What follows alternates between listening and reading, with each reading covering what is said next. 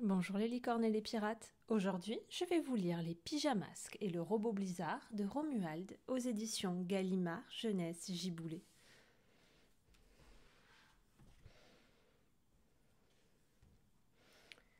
Quand la lune veille tout là-haut dans le ciel, trois enfants héroïques mettent leurs pyjamas magiques. Qui sont les plus futés des justiciers, les plus rigolos des héros, tremblés et méchants de la nuit, car les pyjamasques sont de sortie. Le problème, c'est que cette nuit, il n'y a personne. Pas le moindre vilain à l'horizon, pas de monstres, ni de sorcières, ni de brigands. Tout le monde dort, bien tranquillement.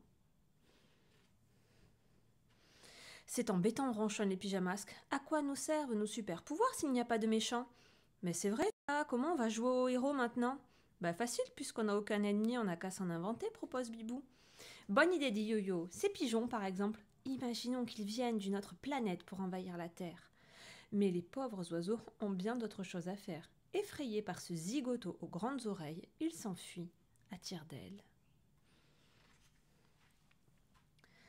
Et toi, le chat, on t'y prend à rôder. Quel plan es-tu en train de mijoter? Mais lui non plus ne veut pas jouer le vilain et disparaît illico. Regardez là-bas, s'écrie Bibou, il y a écrit chat méchant, ça devrait faire l'affaire, se disent les pyjamasques en s'y précipitant. Mais quelle surprise! Ce n'est qu'un petit chihuahua, plus bruyant que méchant. Il se met à aboyer et réveille tous les habitants du quartier. Allez faire du bruit ailleurs, espèce de garnement, grondent les gens. Les pyjamasques décampent. Ils arrivent près de l'usine de Roméo Mécano, le petit inventeur complètement givré. Et si on lui demandait de nous prêter une de ces terribles machines? Bah, cet égoïste, il ne voudra jamais. Fouinons plutôt dans ses déchets. Mais ça alors? Regardez cette drôle de machine, s'écrie Yo-Yo.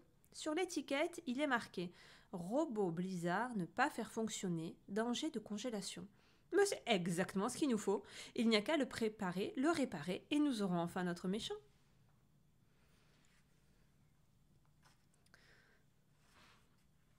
Prêt? 1, 2, 3. Clic, clang, vroom. Hurrah, il fonctionne! Enfin un adversaire digne de nous, dit Bibou. Les trois enfants entament une bataille de boules de neige, mais les voilà bombardés. À ce petit jeu, le robot est 100 fois plus fort qu'eux. Les pyjamasques sont pris au piège dans d'énormes blocs de neige. Bah ça alors, il est drôlement fort, s'étonne-t-il. Tant mieux, ce sera encore plus amusant de le réduire en petits glaçons. Libérons-nous et allons lui donner une leçon, dit Glu-Glu. Clic, clang, cling. D'un pas lourd et mécanique, le robot blizzard arpente déjà la ville. Il met en marche ses canons à neige et crache une véritable avalanche de flocons. Autour de lui tourbillonne le vent. Sur son passage, tout disparaît sous un froid manteau blanc. Quelle catastrophe! Ce n'était peut-être pas une si bonne idée de le réparer. On doit l'arrêter avant qu'il ensevelisse toute la ville sous la neige. Les pyjamasques n'ont pas froid aux yeux et s'apprêtent à bondir.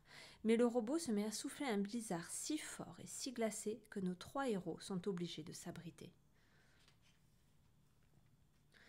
Quelle bêtise d'avoir réparé ce robot, leur lance soudain Roméo Mécano. Je ne peux même pas rejoindre mon usine à cause de vous. Ben, on voulait juste un méchant pour s'amuser, explique Bibou.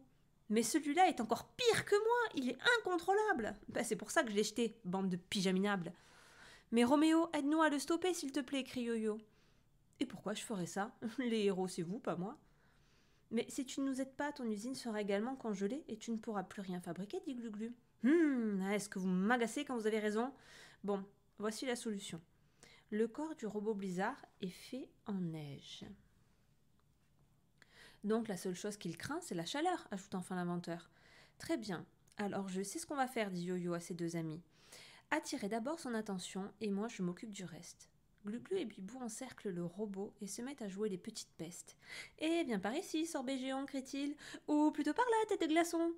Les pyjamasques ne cessent de l'asticoter quand tout à coup, Yo-Yo bondit pour lui décrocher son nez. Comme prévu, le robot veut absolument le récupérer, mais les pyjamasques se le passent comme un ballon. Attirons-le vers l'usine de Roméo, crie Yo-Yo, vers la grande cheminée. Bibou récupère le nez du robot et s'envole au sommet de la fumante et chaude cheminée. Allez, viens, mon gros, c'est bien ça que tu veux. Allez, viens le chercher. Le robot blizzard est déjà en train de grimper. Mais quelle chaleur par ici. Il fait même bien trop chaud pour lui. Il se met à dégouliner. Ça marche. Ils font comme une crème glacée au soleil, s'écrie Glu-Glu. Le robot, tout fondu, finit par s'écraser en pièces détachées. On a réussi, s'écrient les pyjamasques, la ville est sauvée. N'empêche que sans vous, tout ça ne serait pas arrivé, leur reproche Roméo. À force de chercher un vilain, c'est vous qui l'êtes devenu. Bah ça alors, on a tout inversé, c'est un glu-glu. Et c'est grâce à toi qu'on a sauvé la vie de Roméo, remarque Bibou, parce que tu nous as donné la solution. Bah c'est vrai, tu es un héros, s'exclame soudain Yo-Yo.